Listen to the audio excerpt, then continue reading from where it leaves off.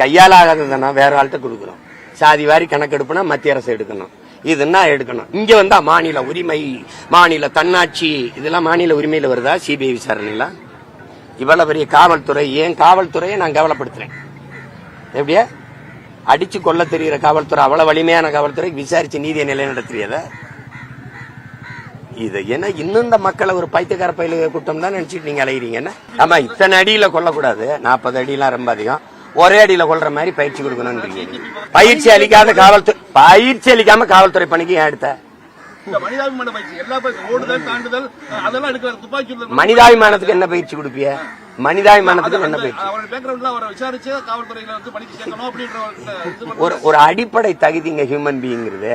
ஒவ்வொரு மனிதனுக்கு இருக்கிற அடிப்படை தகுதி மனிதாபிமானங்கிறது. அதுக்கு பயிற்சி கொடுத்து எப்படி பண்ணுவீங்க?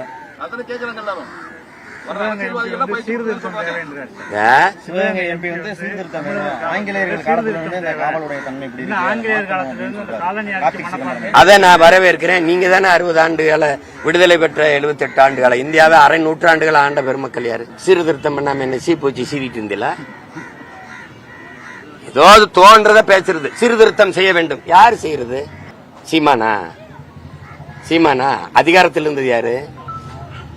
நான் சொல்லணும் அது சரி பண்ணுங்க அப்படின்னு. சரி செய்யக்கூடிய இடத்துல இருக்கிறோம், சரி பண்ணுங்க அப்படின்னு. அப்படி சீர்திருத்தம் செய்யணும்னு சொல்ற நீங்க சீர்திருத்தம் செஞ்சிருக்கணும்.